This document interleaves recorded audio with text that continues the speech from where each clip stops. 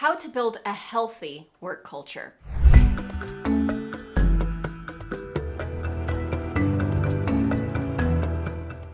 This video is all about creating a healthy work culture and not a toxic one. For those of you who have worked in a toxic culture, you know how demoralizing it can be, how frustrating it can be, how much you feel like you just dread Mondays. And those of you who have worked in a healthy work culture understand how powerful and fulfilling it can be to work in an environment where you feel connected to purpose, you feel connected to something bigger than yourself, and you are a part of something big. That's a healthy work culture.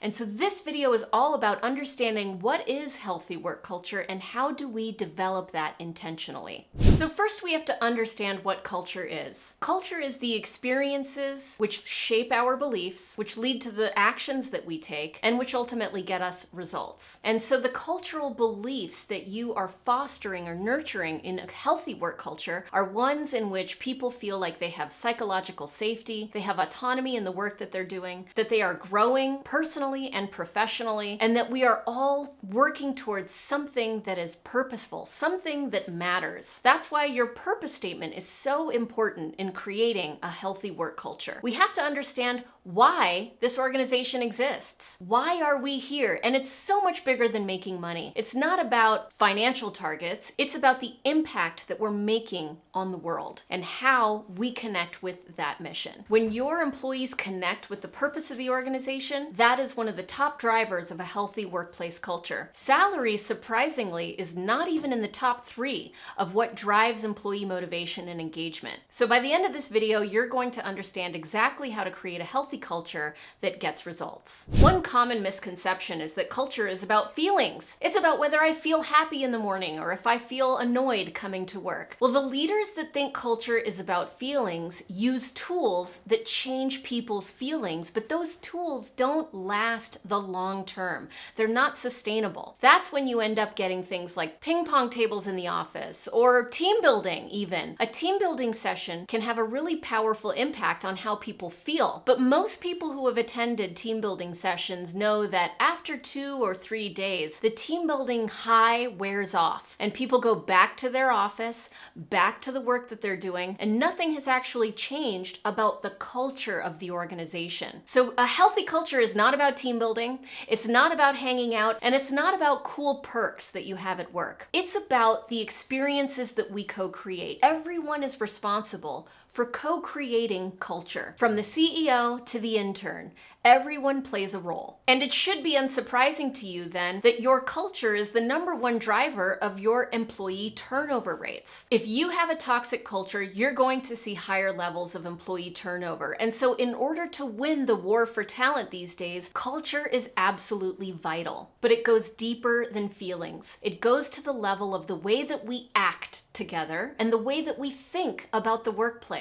And that is all the cultural beliefs that we share and the actions that we take. And those actions get results. So having a healthy culture is not only good for the people who work there, but it's good for the business because it drives business results. The purpose that I connect with is to unleash the power of culture, to inspire businesses and people to get results. If that mission speaks to you, then subscribe to this channel to get more information about how you can foster an intentional workplace culture. So to get the best results and create a healthy work environment, you need to create positive experiences for employees. Not because it makes them happy, but because it will lead to cultural beliefs that will determine the actions they take at the workplace. So the first thing you need to do is elevate the voice of the employee. We all want to be heard. We want to be seen. We want to feel like our feedback matters. And so every level of the organization needs to have a voice, needs to be heard. And as a leader of an organization, you can have those conversations one-on-one and be open to feedback. The best way to create a feedback culture is to ask for feedback. And so that's where managers can start.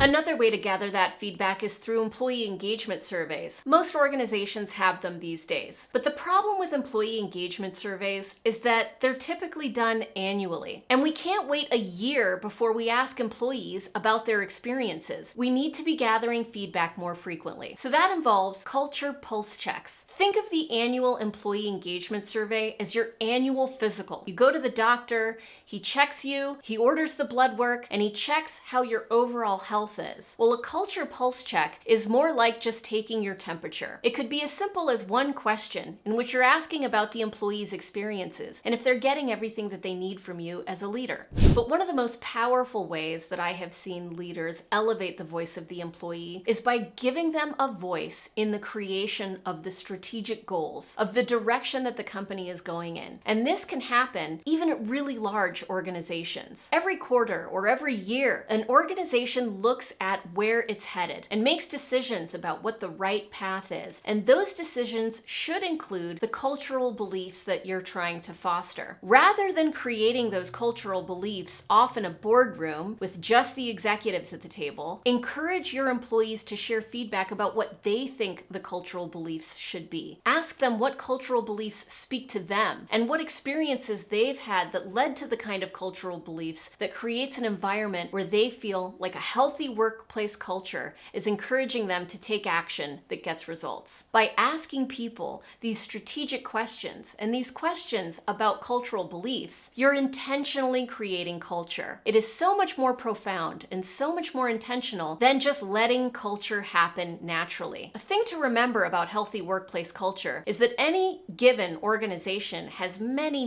subcultures. There isn't just one culture, typically. Sometimes you have thousands of subcultures, and that's okay, because the way that a leader leads and the way that a team comes together will differ based on different circumstances. Different experiences are happening in one team versus another, in one geography versus another, or in the office versus working from home. And so that diversity of culture experiences is totally fine and should be embraced. But the key is that you're always driving towards similar cultural beliefs that foster a healthy workplace. And the last note is that what drives toxic culture is often leaders who are not aligned with the vision and the purpose of the organization overall. The senior leaders need to have the courage to hold leaders accountable and remove them if they're creating a toxic subculture. If not, we're allowing for those experiences and those beliefs to fester, and that's going to lead to turnover, which is going to hurt results. So I have a gift for you. If you want to learn more about what culture is and how to craft an intentional culture that gets results, you can go to gift.culture.io or click on the link below in the description to download our guide to creating a healthy workplace culture. Not only will it show you the research behind a healthy workplace culture, but it'll show you specific tools you can implement starting today.